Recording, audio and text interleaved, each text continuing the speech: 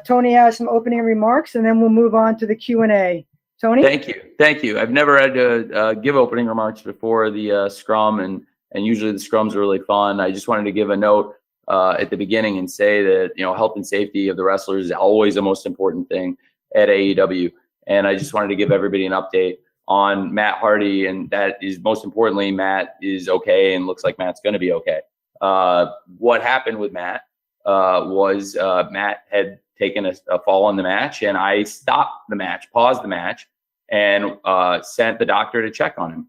And I was concerned that Matt could be hurt, so I rang the bell to pause the match. And then when the doctor checked on him, the doctor had passed him and cleared him on the protocol. He checked with Matt, and then Matt had come back after, and he's passed the concussion protocol, and he's doing okay. I spoke to him right after the match, and then again just now. He went as a precaution to the hospital just for tests to check out that he's okay, but it looks like he's okay, which is why the doctor cleared him to continue. It was not something any of us enjoyed, and it was something that was a scary moment. But the most important thing is that Matt is okay, and we're all really glad about that. And thank you very much to everybody for giving me a moment to say that. Thank you. Thanks, Tony. We have a few questions. The first question is from Justin Barrasso at Sports Illustrated. Justin? Sure. Tony, thanks for the opportunity to ask. I'm going to follow up on the Hardy-Guevara match. Sure. Just for a little more clarification, and thank you for touching on that. It looked like Hardy was adamant that he continue, which in that tenuous situation is completely understandable, but also highlights the reason why there's a medical team in place to make those decisions. It's really tough because you're in real time on pay-per-view. It looked, from to the blind eye, like the medical team may have been overruled. Was there time to make a proper decision? Yes, there was time. It was a good amount of time, Justin. So yeah, there was. I'm sorry. If you have another question, please follow up with it. But I just want to let you know. Okay. Thanks. Great. Okay. Well, the doctor did clear him. Matt did not pressure him, and Dr. Sampson would not be pressured into clearing anybody. He's pulled people from our shows without hesitation, whether it's been, for over something with a blood test or with an injury. And he's really strict about that stuff. And that's why when people have had injuries that he didn't feel comfortable about people doing physicality or wrestling with, we never put those people out there. So I never would have gone against the doctor's decision. And most importantly, Matt would not have been able to overrule the doctor's decision, not with the doctor himself or with me. And so that is what happened. The doctor cleared him, which is the first and foremost important thing. Matt also did want to continue, but the doctor cleared him. So at that point, when the doctor cleared him to continue, Matt clearly wanted to continue. That's why we continued. Thanks. Okay, next question is from Joel Torres from Contralona. Joel? Hi, Tony. How you doing? I'm good, Joel. Thank you.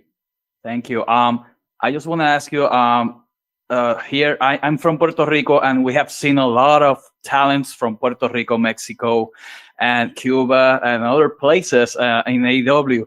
I want to ask you, is this something that we are going to see continuously in AEW? I know, they're having a great spotlight here in All Elite Wrestling. What are your thoughts about that?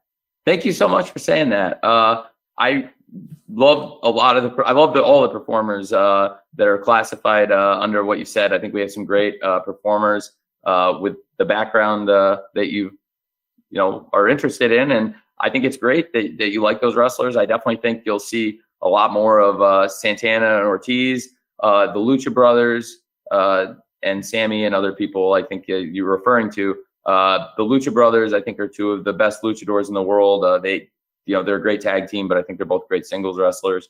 And I am a big fan of Lucha Libre. And, I'm always on the lookout for the next big luchador. And so as far as performers from Mexico, we do keep an eye on them. We've worked with AAA in the past. I also watch a lot of CMLL, both, recently and historically. I've watched a lot of CMLL over the years. And in Puerto Rico, it's got a great history of wrestling. And absolutely, I'd love to get stars from Puerto Rico too. that's a great question. Thank you. Thanks, Tony. Next question is from Connor Casey at Comic Book. Hey, Tony, appreciate you doing this tonight. Really, really awesome show. John mentioned it during his interview just now. I talked to Kenny a couple weeks ago. He said the same thing, and then it's the humidity there in Jacksonville has been a bit debilitating. Have you been given any sort of update as to when you guys will be allowed to start performing inside of indoors and start touring again? Has there been any update on that front? We're allowed to perform indoors. It's a choice. I think pushing hydration very hard. There have been a lot of lectures. The doctors strongly push it. I've strongly pushed it. And the coaches and referees strongly push everybody. And we push the referees and coaches and all of us to drink a lot of water, which is why we have literally thousands and thousands of water bottles around here. And it was certainly no shortage of supply of water bottles around Daly's place tonight. And any of the shows we do for that matter, we've really been pushing it. And, you know, the heat and humidity is in the summer, typically very high in Jacksonville, but COVID-19 has been, you know, first and foremost, in addition to really, you know, I mean, to be honest with you, I think it's better to be outdoors and try to manage the heat and utilizing, you know, hydration. This is the same environment many football teams play in, and teams play outdoors. But furthermore, outdoor, the risk of the spread of the virus is far lower. And everybody here has been tested. But for safety, I think the best thing to do is run outdoor shows. And we've been running outdoor shows for months. And I think it's the best environment, even though there are some drawbacks with obviously the climate. Frankly, being outside in the open air is a big positive for what we're trying to achieve and keep everybody safe and minimize the spread of COVID. Thanks. Next question is from Bill Apter at One Wrestling. Bill. Tony Khan. Hey, Bill. Good to see you. So I have two really quick questions. First of all, you said that you were going to go out and put on the best pay-per-view. Was this that pay-per-view you dreamed about? It was a great pay-per-view. Yeah, I thought it was a great all-out, and this was a pay-per-view I dreamed about. I had a scary moment. We all had a scary moment. I was scared for Matt. I've never rang the bell on a match before, and never paused a match before, and never been in that position. We've sent the doc out many times to check on people, but never where I was going to stop the match until I knew that it was good to continue and had the okay from both the wrestler and the doctor. And Sure. That was a scary moment. But I thought it was a great show. In terms of the rest of the show, I loved it. I'd love to talk about everything else. You know, we talked about that, and I can still talk about that. But you know, I'd be remiss if I didn't talk about the main event that just came on. Jon Moxley and MJF. It was just unbelievable. Those guys had such a great match, and I'm really happy for both of them because that was a great pay-per-view main event. Again, being outside, you know, it was a big show. There were a lot of big matches. It was a very hot night. There was some crazy stuff. I mean, between you know, obviously us having a scary moment with Matt, and then you know, fan trying to make a beeline at John. And thank God, security. That's, you know, at all sporting events, that's why you have to have a ton of security. And here we brought a ton of security, and for the safety of the performers. Also, frankly, we had an increased security presence to enforce mask wearing. And we had a great team up there, and the AEW staff actually were the ones that were on top of that, and they did a great job. So that was a great moment. But in terms of the wrestling, yeah, I loved this pay-per-view. Britt Baker and Swole, what they did was, I thought was really fun. It was the limitations. Britt was coming off of serious leg injury and hadn't done any physicality until this past week. And that was why, you know, for a lot of reasons, I think it made a lot of sense to protect her in this match. But at the same time, I thought her ideas were great, and I thought it may be a polarizing match for some people. I really enjoyed it, and I thought for all the people that wanted to see it on the pay-per-view, it'd be great. And the Young Bucks match was excellent. The Jurassic Express and the Young Bucks have incredible chemistry. We've seen them in the 6-man tag recently. It was excellent on Dynamite. And I thought that really that was a great match to start the live live in Daly's Place aspect of All Out. And then I really, really loved the world title matches across the board. Sheeta and Thunder Rosa was tremendous. Thank you, Billy, for putting something together and sending your champion, Thunder Rosa. I thought she did very well. And then the world tag team title match was tremendous. I really, really enjoyed it. It was everything I think we thought that title match could be. And FTR, great tag champs. And then Moxley and MJF killed it. I thought they were awesome. And it was a great main event. So I loved the show, even though there were a couple of moments where I was nervous. Thanks. Next up, we have AJ. AJ, question for Tony? Hello. My question for Tony is, we've seen Matt Cardona a few times on AEW Dynamite and the pay-per-view. Is he getting signed to AEW soon?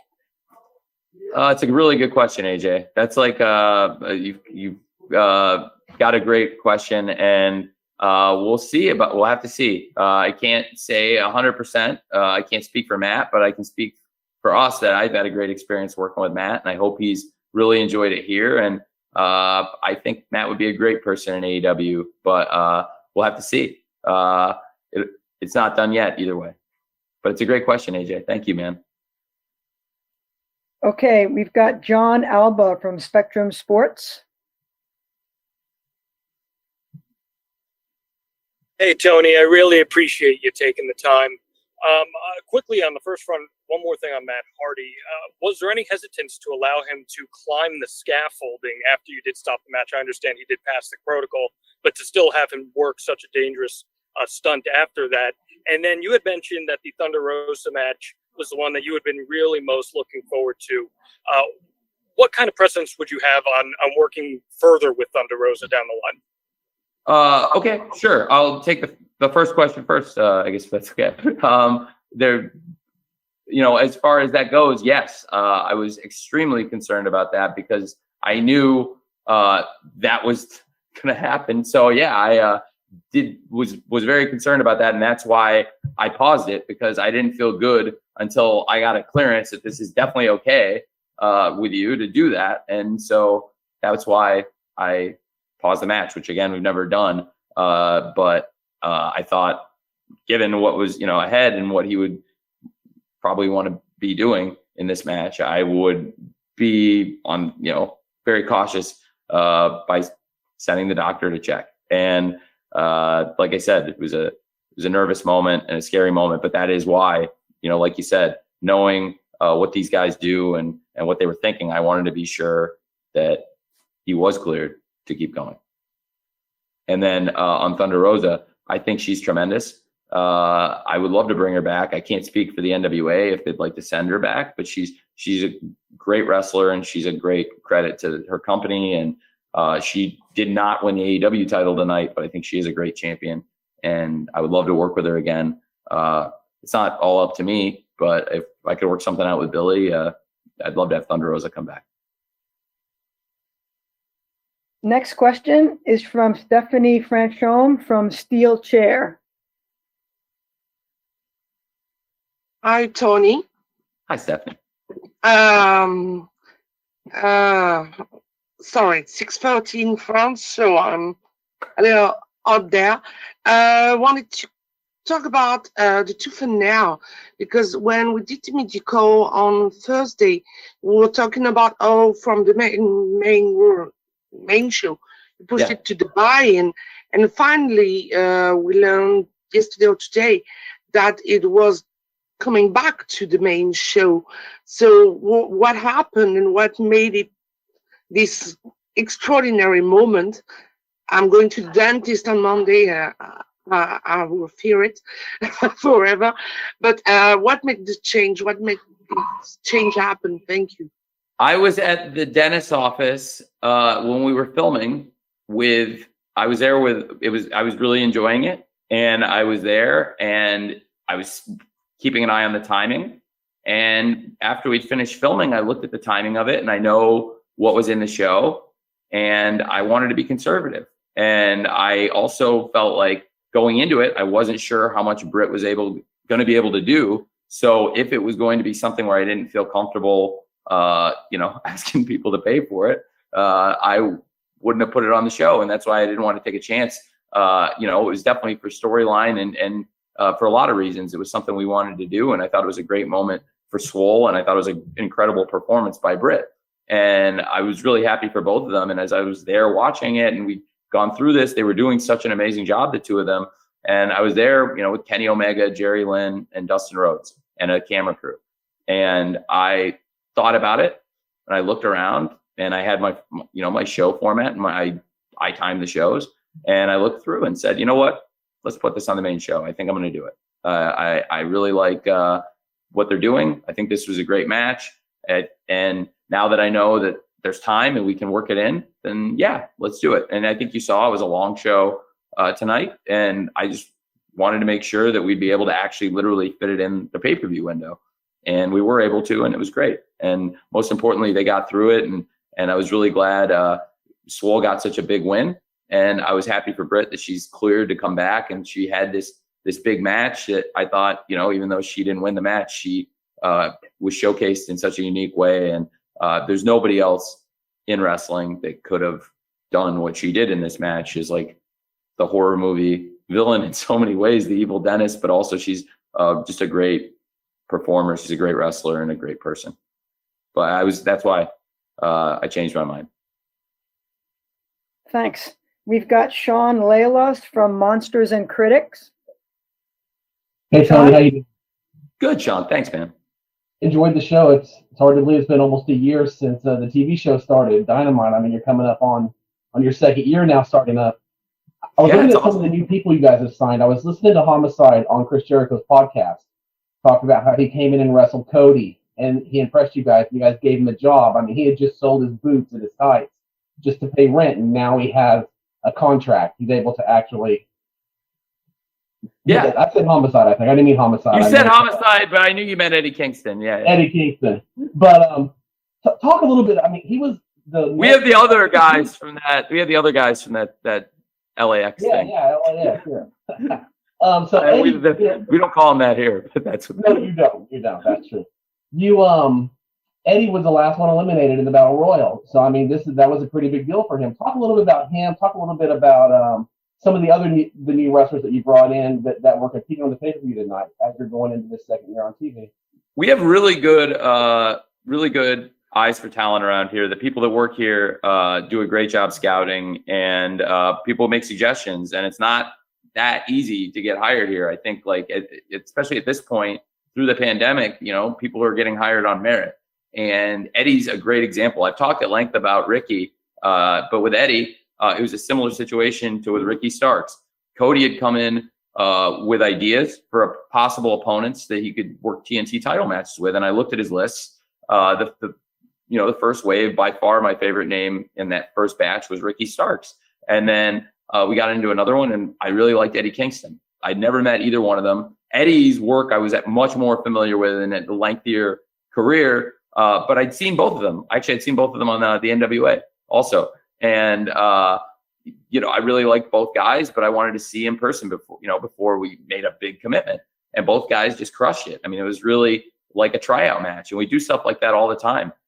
Bring people in and give them an opportunity to sink or swim. And frankly, even if you don't sign somebody, it doesn't mean they sank. You really, really, really have to swim at a very, very, very high level to walk back and have me, want to sign somebody like that. And, in case of Eddie, I thought he was great in the match. And also it was a situation where we have the Lucha Brothers who, Pac is in England. And I thought Eddie could work a storyline with them. And Eddie would also be great with the Butcher and the Blade.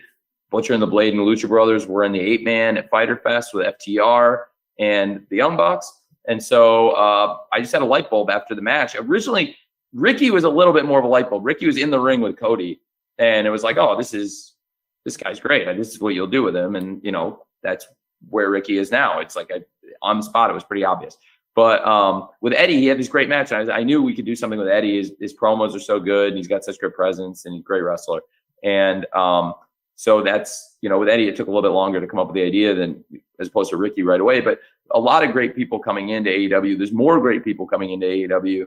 I think we've got something fun planned for Wednesday. I think everyone will enjoy speculating on who Kip Sabian's best man for his wedding might be. And the wedding is a ways off. I think we have the bachelor party first, but that's going to be fun. And I'm constantly looking at new talent. We have great eyes here. I can't say enough about Cody and the Young Bucks and Kenny, all the people that they've suggested, Jericho too. So many of the top people here are people that they brought up in the first place, and those people have done an amazing job. And I'm really proud of the system we have. Great. Next question, Scott Fishman from TV Insider. Hey, Tony, how's it going? Good, Scott. How are you? Good.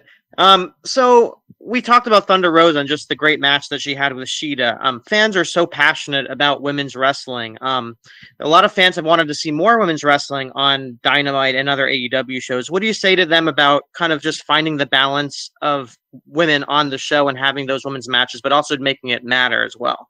Well, the match that Thunder Rosa had with Serena Deeb this past week, was one of the best matches we've had on Dynamite in a long time, and not just women's matches. It was a great match.